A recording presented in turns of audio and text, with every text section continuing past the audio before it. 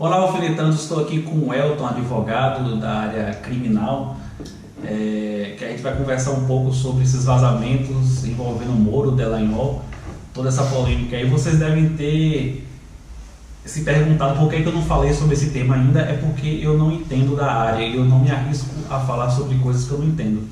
Então por isso que eu vim aqui entrevistar o Elton. Bom dia, Elton. Bom dia. Então, vou partir logo para... primeiro se apresente, né? Sim, eu agradeço a oportunidade de estar aqui falando com o Rafael e falando para o público. Para mim é um prazer estar participando do canal, que na minha opinião é uma iniciativa bastante relevante, né? Esclarecedora, e espero contribuir de alguma forma. Eu sou advogado, tenho um foco na área criminal. Agora estou, com fé em Deus, partindo para um mestrado no mês de setembro na Universidade de Lisboa em Direito Penal e Ciências Criminais, e na medida do possível espero contribuir para a finalidade do canal. Então vamos iniciar aqui. Primeiro eu queria que você esclarecesse qual a função de um juiz e qual a função de um procurador da República, né, para ficar claro isso aí.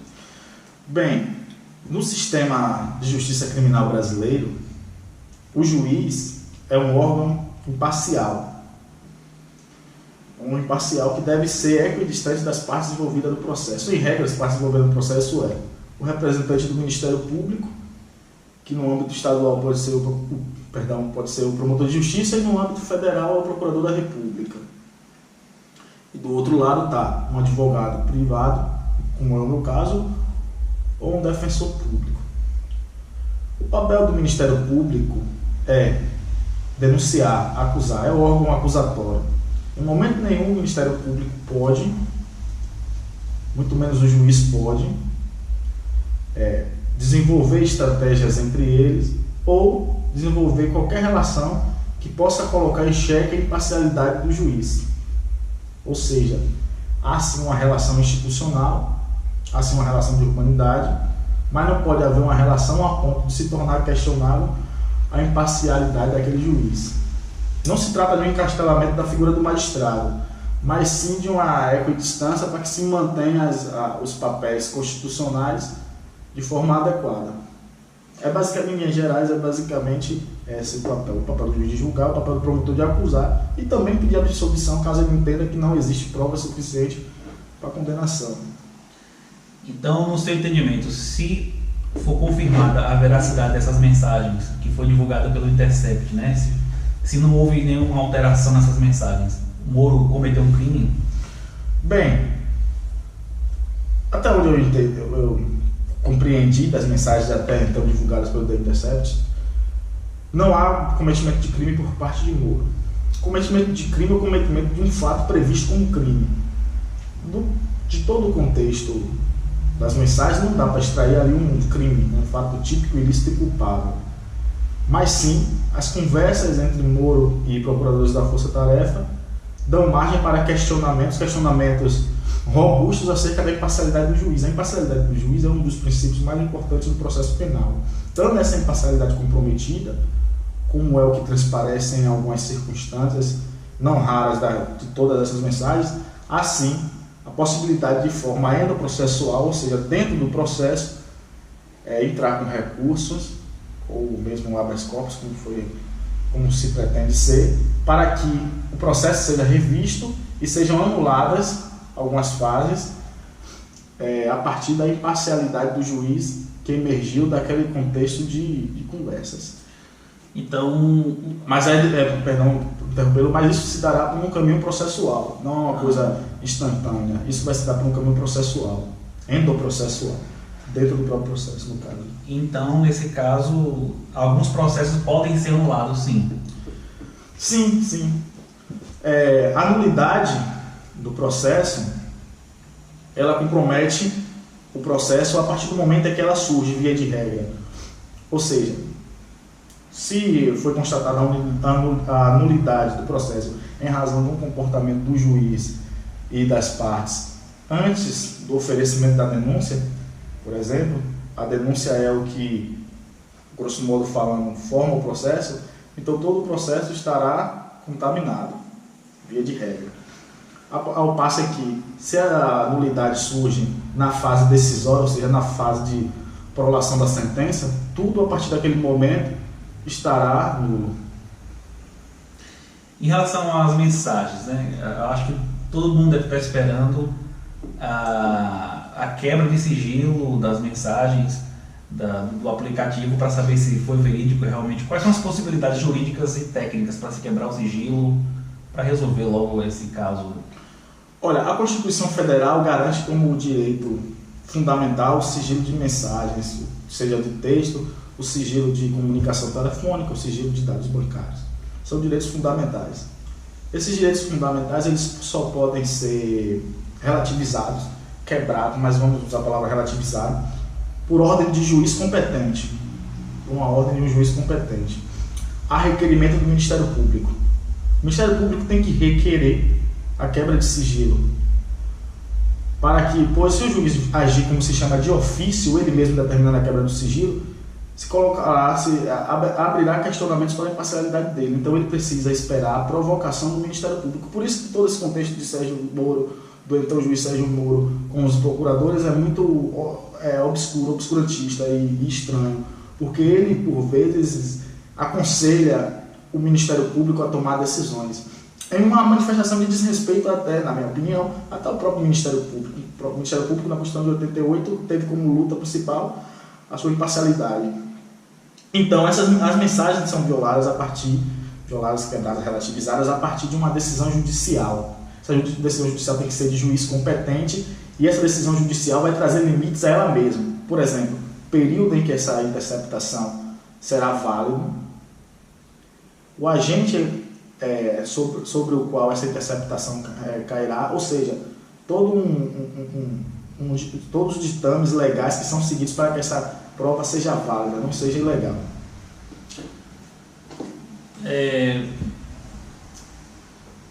Então, Moro ele abriu mão do cargo de juiz, né? Ele pediu exoneração do cargo de juiz e hoje ele virou político, né? Ministro da Justiça. Quais são as consequências em relação ao Moro? Ele pode perder o cargo de ministro da Justiça, enfim. Bem, o cargo de ministro da Justiça, embora tenha esse nome, é um cargo político, é um cargo de livre nomeação ou exoneração do presidente da República, o atual presidente Jair Bolsonaro. É um cargo, uma espécie de cargo de confiança, digamos assim, e não existe qualquer garantia, como existia no caso dele de juiz, que era, o juiz é vitalício e tem mais outras garantias na movibilidade, ou seja, ele não pode ser retirado da comarca, enfim, todo um conjunto de garantias que são certas para garantir a atuação imparcial do juiz. No caso do ministro da Justiça, não, é um cargo estritamente político, ou seja, o ministro pode perfeitamente ser nomeado ou exonerado dentro da mesma semana, porque é um cargo que fica à disposição do presidente da República. Tanto que tem um episódio famoso durante o governo FHC que um ministro diz que o cargo está à disposição do então presidente Fernando Henrique Cardoso. O presidente retruca e diz: o cargo sempre esteve à minha disposição. Ou seja, o ministro da Justiça, embora o nome sugira alguma semelhança com o ministro do Supremo Tribunal Federal ou do Superior Tribunal de Justiça, não tem as mesmas garantias e tem um papel totalmente distinto. Não tem um papel jurisdicional, pronto. O ministro da Justiça ele não tem um papel jurisdicional, ele não profere decisões jurídicas. Entendeu? Então, ele não tem essas garantias.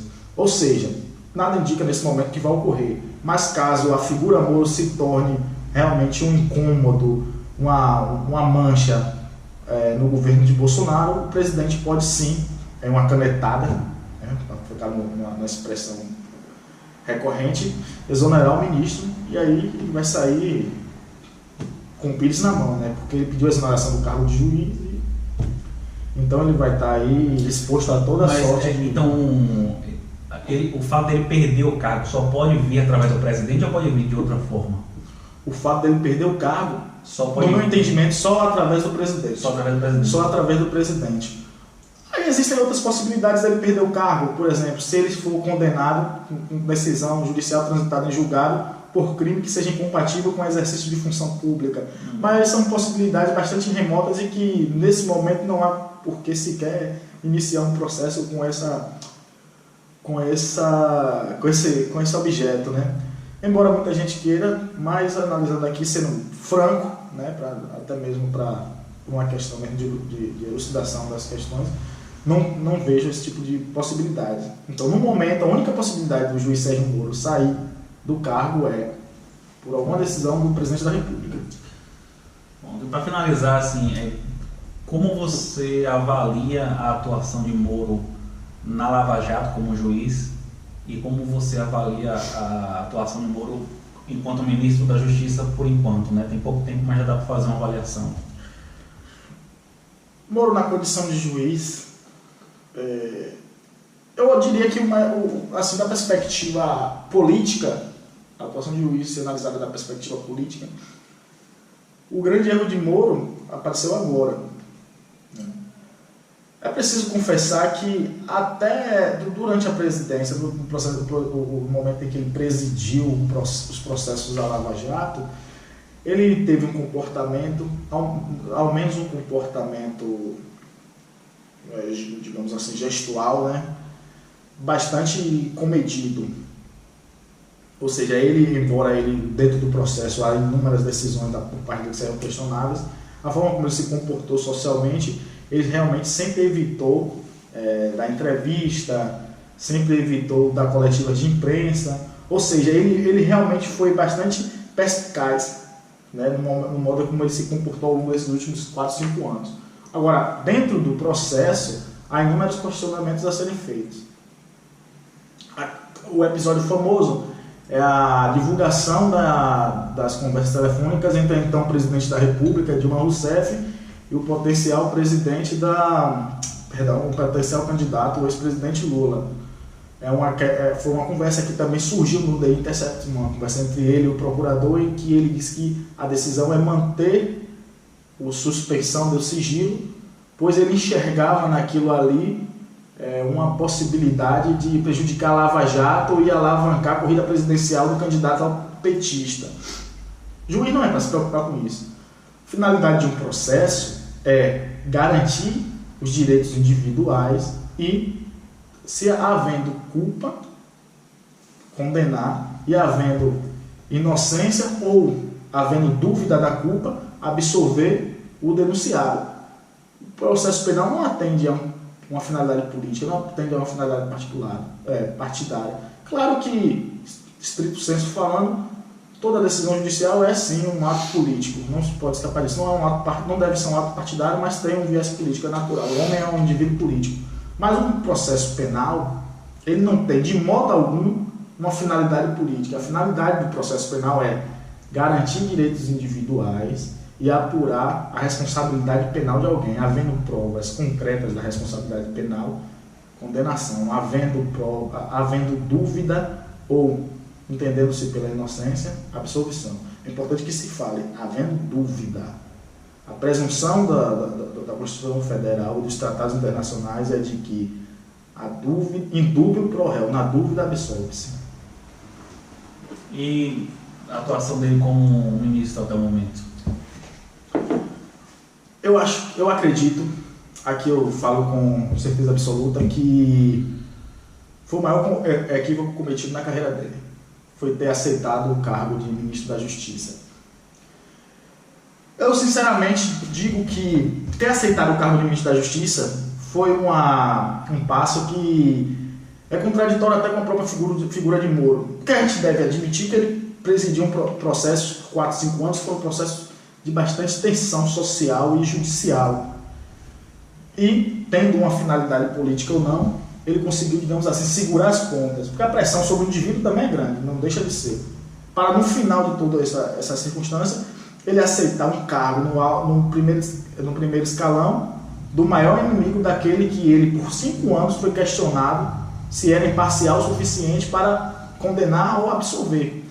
Então, tanto que nas conversas gravadas ontem à noite, né, ou melhor, hoje de madrugada, do The Intercept, essas mensagens consta trechos de conversas, diálogos entre procuradores da República das mais diversas regiões do Brasil, em que esses procuradores se mostram preocupados e insatisfeitos com a aceitação de Moro e com a reunião de Moro com o presidente eleito na época e a aceitabilidade do cargo, ou seja, os próprios procuradores da República, segundo o The Intercept, já estavam preocupados com a contaminação que haveria na Lava Jato, agora realmente uma contaminação, digamos assim, objetiva, né? Já que até o vazamento da The Intercept a questão ainda era muito hermenêutica, digamos assim, era muito interpretativa, mas agora os procuradores já manifestavam uma certeza de que a Lava Jato realmente estaria desnudada, digamos assim, né? Ou que estaria mais vulnerável a ataques. Então, para mim, na minha opinião, foi um equívoco. Ele anseia alcançar o cargo de ministro do Supremo Tribunal Federal. Bem, o ministro do Supremo Tribunal Federal, ele realmente tem meio caminho andado, que já é a declarada intenção do presidente da República em sugeri-lo para o cargo do Supremo Tribunal Federal. Só que o presidente da República sugere o nome e o Senado sabatina esse nome e, por maioria, aprova. Ora, tem mais ou menos um mês, que Jair Bolsonaro disse que pretende indicar Sérgio Moro. Eu não recordo se na história do Brasil um ministro de Supremo foi anunciado pelo presidente com tamanha antecipação. Com tamanha precocidade.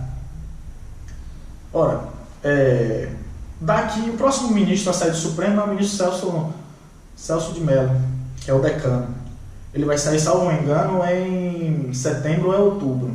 Ou seja, daqui a praticamente um ano e meio. Um ano e meio, ainda mais nesse contexto político que nós estamos, é tempo suficiente para o Sérgio Moro, né, falando popularmente, se queimar politicamente. E agora realmente a artilharia está toda voltada para ele. Então eu acho, na verdade, foi um tiro no pé o anúncio de Sérgio Moro como candidato a ministro do Supremo. Embora todos soubessem, mas agora com essa espécie de oficialização, ele se torna um alvo menos móvel, digamos assim, se torna mais fácil de atacá-lo. Então eu acredito que vai haver um desgaste progressivo da figura dele e que vai se tornar inviável politicamente ele ser aceito pelo Senado. O Senado tem um contexto bastante refratário a algumas políticas do presidente. A título de exemplo, cite-se que o decreto de armas foi recusado. Entendeu? Enfim, recentemente o presidente disse que queriam transformar em uma rainha da Inglaterra. Enfim. Mas observem que com 6 meses já há uma circunstância. Basta que as coisas continuem no ritmo que estão para que o nome de Sérgio Moro se torne inviável. E aí pode acontecer do Sérgio Moro acabar de uma forma totalmente que pouco se previa, que é sem o cargo de juiz, que na minha opinião, embora um cargo, digamos assim, de menor possibilidade de ingerência na vida do país, era um cargo dotado de algumas garantias necessárias e que fazia ele, digamos assim, dormir tranquilo à noite, sabendo que tinha suas garantias. Então ele corre risco de acabar sem um político, sem uma carreira política suficiente e sem um cargo de juiz. E exposto à artilharia das pessoas que não concordam com as práticas dele desde o início da Lava Jato. Né? Em relação a isso, o que você acha dessa... Moro assumir o cargo com uma necessidade de mostrar para a sociedade um engajamento com a ideologia do bolsonarista, né? Tanto que ele colocou logo aquele pacote em que um dos pontos do pacote é praticamente dar aval para o policial matar quando ele quiser, o que foi o ponto mais polêmico, vamos dizer assim. Então, o que é que você acha que isso ajudou a queimar muito o Moro, essa necessidade dele se engajar ideologicamente a Bolsonaro para poder dar uma resposta à sociedade que tem todo esse apelo contra a violência urbana, enfim? Bem, quando eu disse há alguns minutos que era contraditório a aceitação de Moro ao cargo de ministro da Justiça com o comportamento que ele vinha tendo até então, é que ele vinha tendo um comportamento, embora processualmente haja vários questionamentos, o comportamento dele, digamos assim, virtual, era realmente um comportamento comedido. Na verdade, eu interpreto justamente no sentido contrário. Sérgio Moro, por mais que ele seja um juiz em que a imparcialidade dele e realmente deve ser questionada, ele não é uma figura que chega a corroborar as ideias que permeiam o meio político e o próprio presidente da República.